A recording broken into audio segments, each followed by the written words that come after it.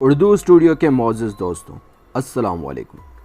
اللہ کی ہی ذات ہے جس نے ہر چیز کو خلق فرمایا۔ حضرت آدم علیہ السلام اور بی بی حوا کو بھی خلق فرمانے والی ذات اللہ کی ہی ہے، اور اس بات میں کسی کو بھی شک نہیں کہ تمام انسان حضرت آدم اور بی بی حوا کی اولاد ہیں، اور اس بات کا ذکر قرآن و حدیث اور حضرت موسیٰ پر نازل ہونے والی کتاب تورات میں بھی موجود ہے۔ مگر قدیم زمانے سے یہودیوں کا ماننا ہے کہ حضرت بی بی حوا سے پہلے حضرت آدم کی ایک اور بیوی تھی جس کا نام للت تھا۔ کہانی کو آگے بڑھانے سے پہلے آپ سے گزارش ہے ہمارے ویڈیوز کو لائک کریں، چینل کو سبسکرائب کریں اور بیل آئیکن کو دبانا نہ بھولیں تاکہ ہماری نئی آنے والی ویڈیوز آپ تک پہنچ سکیں۔ ملکہ شب یعنی للت، جس کو کائنات کی پہلی فیمنسٹ بھی کہا جاتا ہے۔ عام طور پر کائنات کی ابتدا حضرت آدم اور بی بی حوا کی داستان سے شروع ہوتی ہے، لیکن یہودی روایات کے مطابق حضرت آدم کی پہلی بیوی للت تھی، جس کو آدم کی طرح مٹی سے خلق کیا گیا تھا۔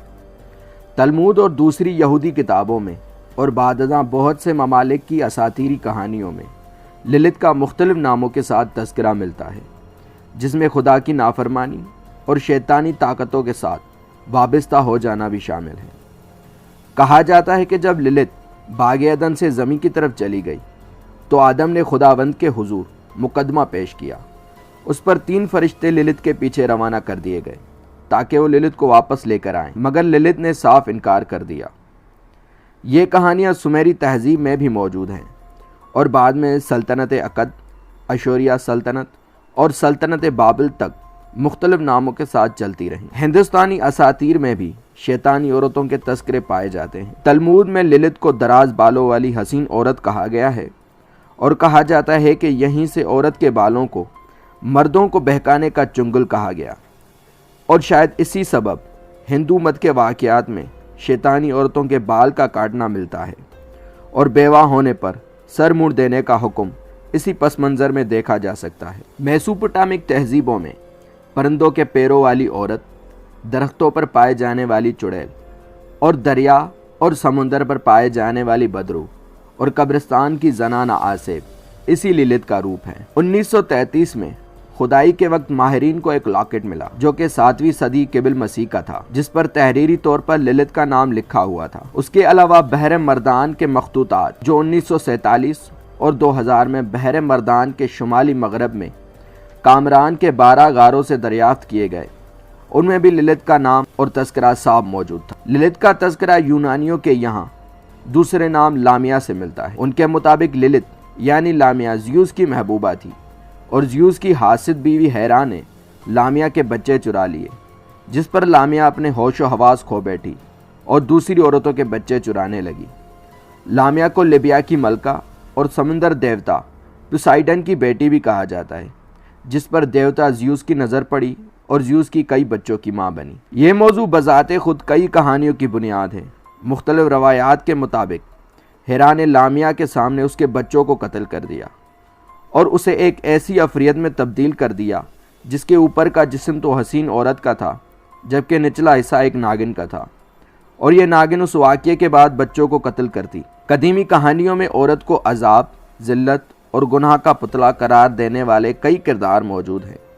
آپ کو بتاتا چلوں، للت کو دنیا کی پہلی فیمنسٹ بھی کہا جاتا ہے، کیونکہ للت نے آدم کی ہمسری کا دعویٰ کرتے ہوئے وظائف زوجیت کی ادائیگی میں آدم کی برابری کا تقاضا کیا۔ جب اس کے دعویٰ کو رد کر دیا گیا تو اس نے باغ عدن کو چھوڑ دیا اور نافرمان بن کر زمین پر رہنا اختیار کیا۔ جب فرشتے اسے واپس لے جانے کے لیے آئے تو اس نے انکار کیا، یہاں تک کہ للت نے کہا اس کو نومولود بچوں اور عورتوں کو نقصان دینے اور قتل کرنے کے لیے پیدا کیا گیا ہے، لیکن اگر تم فرشتوں نے مجھے جانے دیا تو میں ان بچوں اور ان عورتوں کو نقصان دینے سے باز رہوں جو تم تینوں کے نام کا تعویذ گلے میں پہنیں گے۔ انگریزی شاعر جان کیٹس نے 1819 میں معروف نظم لامیا تحریر، جس کے مطابق دیوتا ہرمیس لامیا سے ملا۔ اس وقت لامیا کا آدھا نچلا حصہ ناگن کا تھا۔ ہرمیس کی مدد سے وہ دوبارہ عورت کے روپ میں آ گئی۔ ایک شہرت یافتہ پینٹنگ دی فال آف مین میں باغ عدن میں موجود سام کو عورت کے روپ میں دکھایا گیا ہے، اور لامیا کی پینٹنگ میں اس کے نچلے حصے کو صاف دکھایا گیا ہے۔ یورپ میں لامیا کا کردار مائیں کہانی سناتے وقت بچوں کو ڈرانے کے لیے استعمال کرتی۔ للت کے بارے میں یہودی روایات پڑھنے سے پتہ چلتا ہے کہ للت ایک طاقتور عورت ہے جو مرد اور عورت दोनों का रूप अपना सकती। लिलित को बच्चे खाने वाली बला भी कहा जाता है। काफी अरसे तक लिलित के वजूद को मानने वाले लोग अपने बच्चों की हिफाजत के लिए बच्चों को तावीज बांध देते थे ताकि लिलित से महफूज रह सके, जिन पर ऊपर बयान किए गए फरिश्तों के नाम लिखे हुए होते थे। इस तावीज को मर्द और औरत भी पहना करते थे। इसकी वजह यह बयान की जाती है कि लिलित रोज रात को औरत का रूप लेकर मर्द से हमबिस्तरी करती थी और मर्द का रूप लेकर औरत के साथ ताल्लुकात कायम करती थी। याद रहे कि ये तमाम रवायात यहूदी किताबों में दर्ज हैं और इनकी कोई हकीकत नहीं। दीन इस्लाम से इन रवायात का दूर दूर तक का कोई ताल्लुक नहीं है। लिहाजा ये यहूदी रवायात फकत किस्सा और कहानियां हैं जिनका असलियत से कोई ताल्लुक नहीं, और जो शख्स इन रवायात पर यकीन रखेगा उस शख्स का दीन इस्लाम से कोई ताल्लुक नहीं। तो दोस्तों, आपकी इस बारे में क्या राय है? कमेंट में शेयर करें।